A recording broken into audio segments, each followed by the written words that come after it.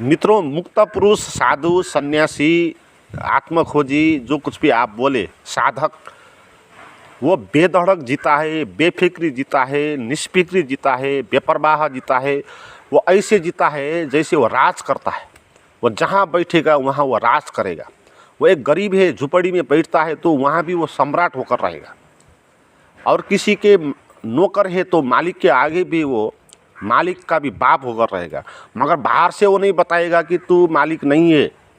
वो मालिक है तो उधर अभिनय करेगा, नमस्कार करेगा, फिर भी अंदर से जब आप देखोगे तो वो नौकर भी सम्राट का भी सम्राट होकर वो रहेगा। मित्रों, क्योंकि उसको पता है उसके भीतर कुछ हिमालय खड़ा हो गया है। एक हाथी कैसे चलता है? बेफिक्री चलता है, क्योंकि किसी से डर नहीं है ना।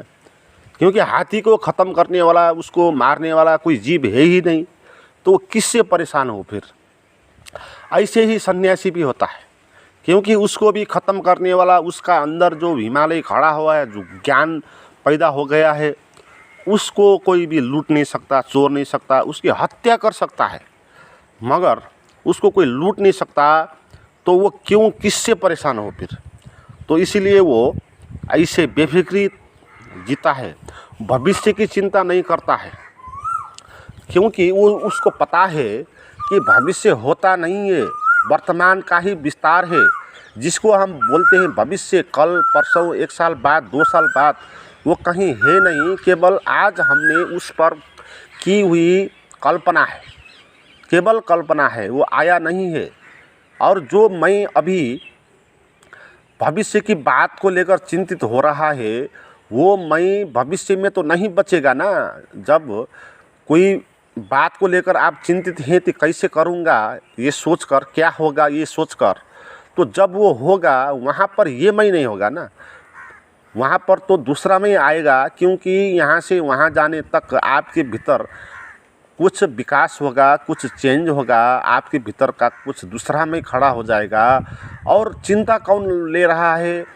आज का मैं, अभी का मैं, जो मैं ख़त्म ही हो रहा है, आगे बचेगा ही नहीं। और जब जिस घटना के लिए आप चिंतित है, वो घटना करने में दूसरा मैं आएगा और करेगा, तो वो मैं चिंतित हो रहा है। काम करने वाले भविष्य में वो दूसरा मैं होगा, चिंता लेने वाला अभी का मैं होगा। तो इसीलिए सन्यासी, साधु के जीवन में भविष्य की चिंता नहीं होगी। उसको पता है जो जब आएगा, जैसा आएगा उसमें हम जिएंगे। मगर अभी हम जो है उसमें जिएंगे ना। हम इसको क्यों बर्बाद करें भविष्य की चिंता में? हम अभी का जो आनंद है इसको क्यों ख़त्म करें? तो वो पल पल जिएगा, वर्तमान में जिएगा और दूसरों की चिंता नहीं होगा। दूसरे क्या कहेंगे इस बात को लेकर उसको कोई चिंता नहीं होगा। क्योंकि उसको पता है जो दूसरा है वो जो कुछ कहेगा वो अपनी बेहोशी से कहेगा, अपना अहंकार से कहेगा, अपना अज्ञान से कहेगा, अपने स्वार्थ से कहेगा। और वो जो कुछ भी कहेगा, चाहे बुरा ही क्यों ना कहे, गाली ही आपको क्यों ना दे, तो भी आपको चिंता नहीं होगा। क्योंकि आपको पता है कि बेचारा गाली दे रहा है तो इसके अंदर गाली भरी हुई है, गाली भरी हुई है तो ये पीड़ा में जी रहा है, नरक में जी रहा है। तो आपको बेचारा ये लगेगा। जैसे कोई शराबी आपको गाली देता है तो उतना बुरा नहीं लगता है ना, क्योंकि आप बोलते हैं कि ये शराबी है, ये नशे में है। ऐसे ही सभी लोग अज्ञान में है, अज्ञान के नशे में है तो कुछ कहेंगे, तो कुछ कहने के कारण उसको कुछ फर्क नहीं पड़ेगा, क्योंकि ऊपर से देखेगा और उसको पता होगा। तो मुक्त पुरुष के जीवन में कुछ नियम नहीं होगा। आप पूछते हैं ना कि मुक्त पुरुष का लक्षण क्या होता है, वो क्या करेगा, कैसे उठता है, कैसे बैठता है, कैसा भोजन करता है, कैसा काम करता है, कैसा कपड़ा लगाता है, उसके जीवन में कोई भी नियम नहीं होगा। इसीलिए तो मुक्त पुरुष हुए ना। मुक्त होने का क्या अर्थ है? मुक्त होने का अर्थ ये है कि अब जिसके ऊपर कोई नियम नहीं है, जहाँ तक नियम लागू होगा वहाँ तक तो आप बंधन में रहेंगे, क्योंकि नियम आपको बांध देगा ना। नियम का क्या अर्थ है? जो आपको बांध दे। ऐसे सूट लगाओ, ऐसे टाई लगाओ, ऐसा ड्रेस लगा कर आप जाओ, ऑफिस में काम करो और 9 बजे से शाम 5 बजे तक आप बाहर मत, उधर ही बैठ के काम करो और जो दिया है उसको करो।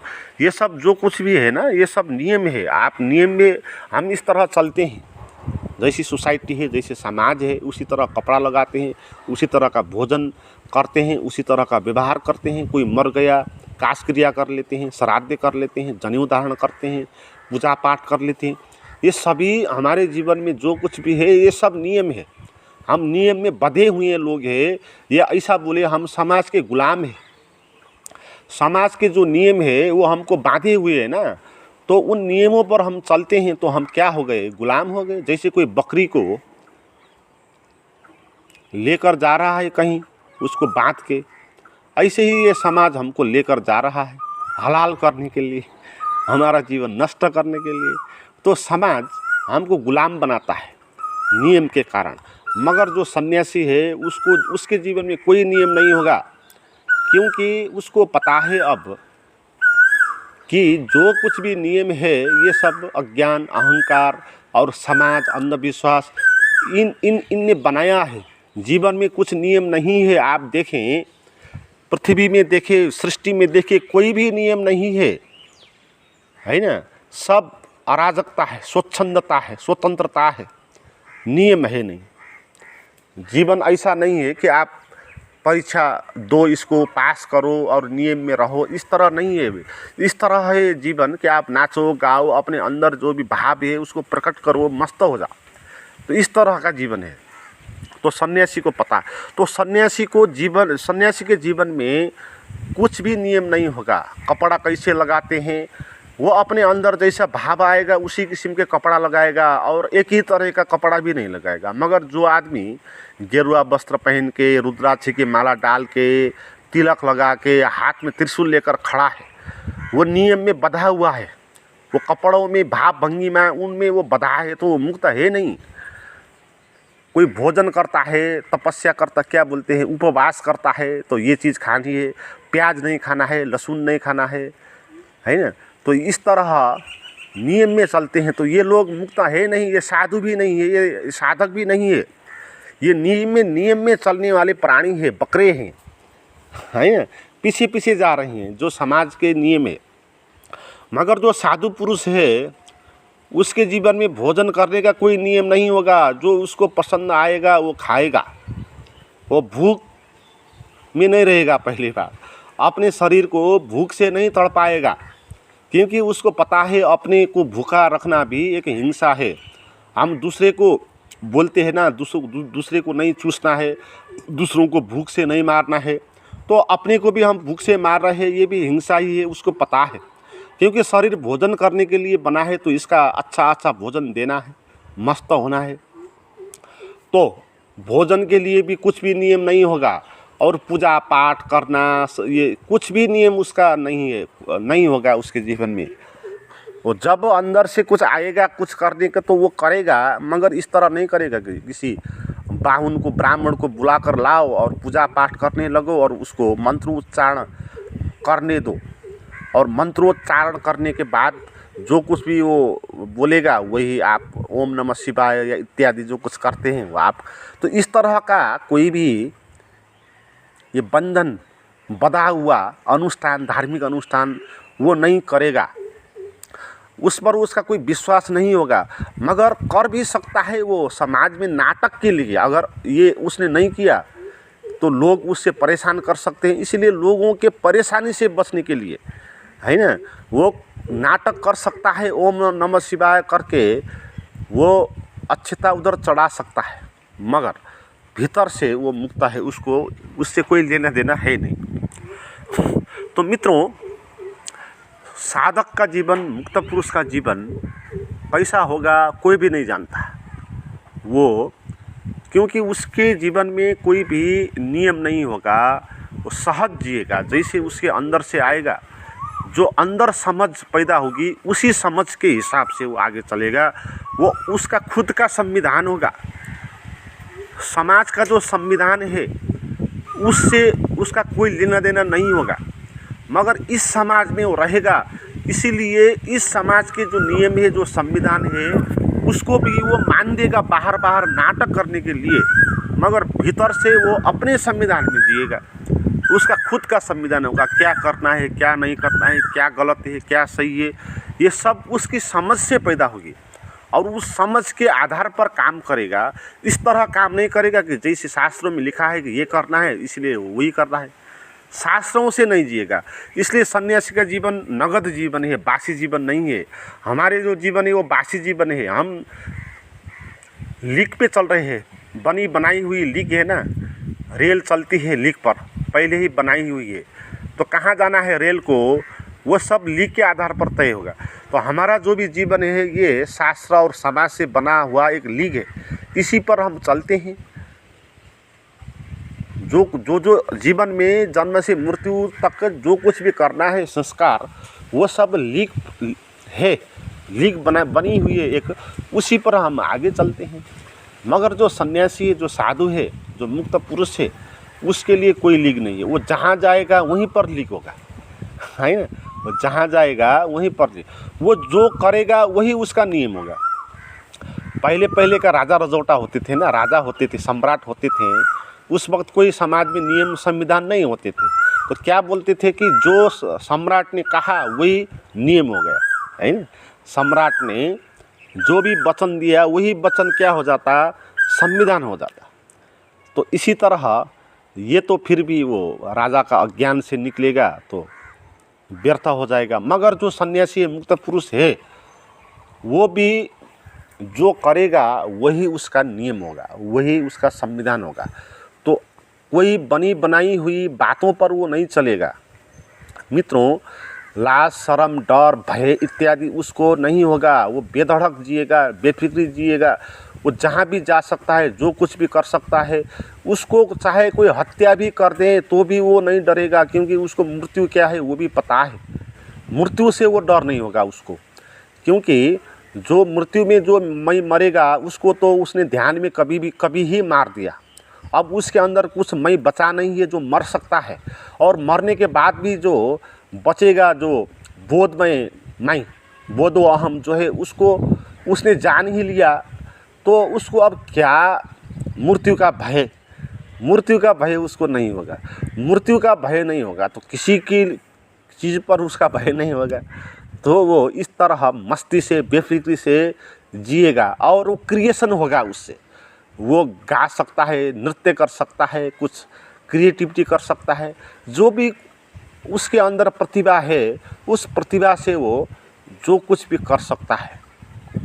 मित्रों, सन्यासी ही असल व्यक्ति है, असल पुरुष है, असल जीवन जीने वाले, नगद जीवन जो जीने वाले हैं वही मुक्त पुरुष है। उदार जीवन जो जीने वाले हैं वो अमुक्त पुरुष है। उदार जीवन का अर्थ क्या है? जो नियम से चलेगा, जो बनी बनाई हुई लीक पर जो चलेगा, शास्त्रों के नियम से जो चलेगा, क्या खाना, क्या पहनना, ये सब दूसरों को देख के, शास्त्रों को देख के जो चलेगा, उसका जीवन भी क्या जीवन। उसमें तो कुछ प्राणी ही नहीं ना, अपना मौलिकता तो कुछ है ही नहीं। सब उदार है, सभी कुछ उदार है। कैसा कपड़ा पहनना है ये भी उसके हाथ पे नहीं है। इतने बदे हुए भाई आप कि कपड़ा भी आप अपने हिसाब से पहन नहीं सकते।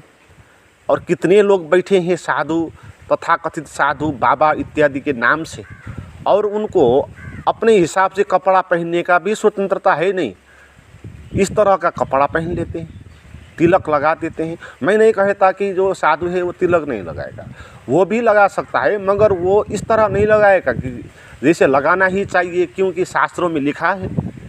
इस तरह से गेरुआ वस्त्र नहीं लगाएगा कि जैसे कि शास्त्रों में लिखा है कि साधु को गेरुआ वस्त्र लगाना है। तो गेरुआ वस्त्र जो लगाएगा वही साधु होगा।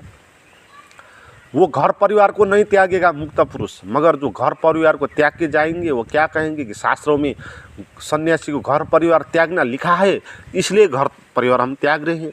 तो ये क्या सन्यासी हुए भाई? ये तो बधे हुए लोग हैं ना, ये तो परंपरा में पिटी पिटाए लोग हैं। मगर सन्यासी भी घर त्याग कर जा सकता है, इसका अर्थ ये नहीं कि नहीं जाएगा, जा सकता है, नहीं भी जा सकता है। नियम जाने का भी नियम नहीं है, रुकने का नियम भी नहीं। ऐसा भी नहीं है कि सन्यासी को घर पे ही रहना है, ये भी नियम उसको मानना चाहिए, ये भी नियम नहीं है। जिसको नियम नहीं होगा वो घर भी रह सकता है, वो आश्रम में भी जा सकता है, मगर जो गृहस्थ है उसके लिए ये नियम है कि वो घर पे ही रहे, और सन्यासी जो है उसके लिए ये नियम है कि वो सन्यासी वो जंगल पे ही रहे, आश्रम में ही रहे। मगर मुक्त पुरुष के लिए कोई भी नियम नहीं, वो शादी कर सकता है, नहीं भी कर सकता है ना, उसको नियम कोई दे नहीं सकता। मित्रों, इस तरह का बेधड़क बेफिक्री हाथी की लश्कर की जैसा मस्त जीवन जीना चाहते हैं तो अपने भीतर कुछ हिमालय का पैदा करना होगा। उस हिमालय को पैदा करने के लिए आप अपने भीतर का अवेयरनेस को जगाएं, और ध्यान उसका रास्ता है। आप मुझसे ध्यान सीखना करना चाहते हैं तो उसके लिए आप मुझे बात करें, उसका नंबर डिस्क्रिप्शन में दिया हुआ है।